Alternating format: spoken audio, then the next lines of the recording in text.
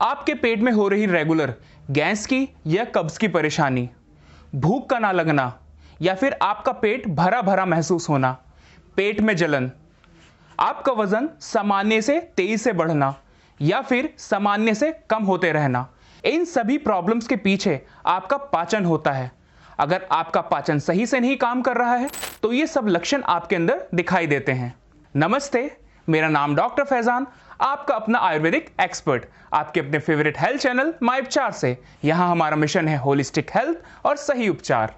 हमारे पेट में तरह तरह की परेशानियां होती हैं, जैसे इंडाइजेशन यानी खाने का ना पच पाना, कॉन्स्टिपेशन कब्ज का बने रहना, फ्लैचुलेंस या ब्लॉटिंग यानी पेट में गैस बनना, गैस्ट्राइटिस जलन होना या फिर एनोरेक्सिया यानी भूख का नहीं लगना। इन सब पेट की परेशानी के पीछे का कारण आप जो खाना खा रहे हैं या तो वो सही नहीं है या आपके खाने का तरीका सही नहीं है। आपको ये सारी प्रॉब्लम सिर्फ इन्हीं वजह से आती हैं और मेडिसिन का इस्तेमाल करने के बाद आप इन प्रॉब्लम से सिर्फ थोड़ी देर के लिए ही छुटकारा पा पाते हैं और बाद में फिर ये प्रॉब्लम्स वहीं की वहीं वापस आ जाती हैं। तो चलिए हम कुछ ऐसे आयुर्वेद के नियमों को जानते हैं जिनका इस्तेमाल कर आप अपने पाचन शक्ति को बेहतर कर सकते हैं और अपने शरीर को स्वस्थ रख सकते हैं। इसमें सबसे पहला नियम आता है कि आपको खाना कब खाना चाहिए। आपको खाना तभी खाना चाहिए जब आपका पहला खाया हुआ भोजन अच्छे से पच गया हो। इसका पता आपको आपके पेट में हल्केपन से चलता है और दोबारा भूख लगने से भी इसका पता आपको चल जाता है। दूसरा नियम, हमारी जठराग्नि की ताकत सबसे ज़्यादा ठंड के मौसम में होती है और सबसे कमज़ोर वो हमारी गर्मी के मौसम में होती है। तो अगर हम उन खाद्य पदार्थ को गर्मी के मौसम में खाएं जिनको पचाना मुश्किल होता है तो इससे हमारा पेट खराब हो जाता है।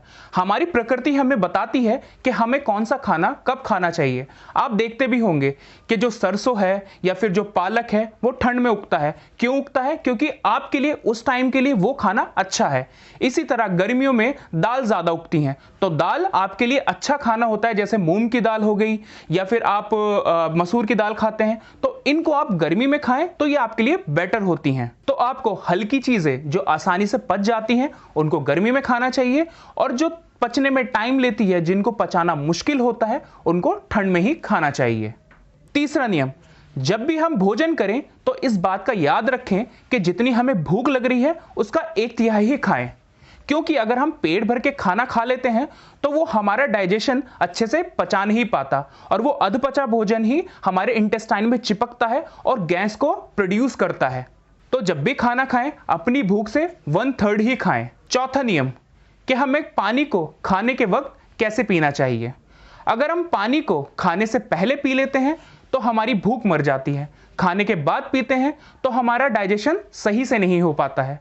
तो सबसे अच्छा टाइम होता है पानी को पीने का खाने के वक्त, वो है बीच बीच में थोड़ा थोड़ा सा पानी पीते रहें और खाना खाते रहें। इस तरह पानी पीने से खाना अच्छे से एक दूसरे में घुल पाता है और डाइजेशन बेहतर होती है। पांचवा नियम, भोजन अच्छे से पका होना चाहिए, साथ ही ताज़ा बना होना चाहिए और वीर्य विरुद्ध नहीं होना चाहिए, तभी भोजन अच्छे से पचता है। आखिर में ये बात भी याद रखें कि आप जहां खाना खा रहे हैं वो जगह बिल्कुल साफ होनी चाहिए, आपका मन भी अच्छा होना चाहिए। खाना खाते वक्त आप बात ना करें, तभी आपका खाना अच्छे से पचेगा। भोजन के बाद कुछ एक्टिविटीज भी आपके पाचन को बेहतर बनाती हैं, जैसे कि पहली है वज्रासन में बैठना।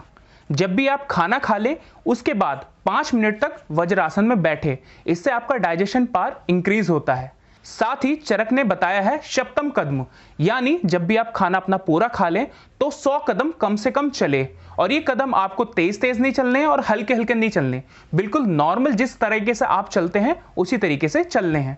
ऐसे करने से आपका डाइजेशन प्रॉपर होता है। इन सभी नियमों के साथ अगर आप आयुर्वेद की औषधि का सहारा भी ले लें तो आपकी पेट की परेशानी बहुत जल्दी ठीक होगी।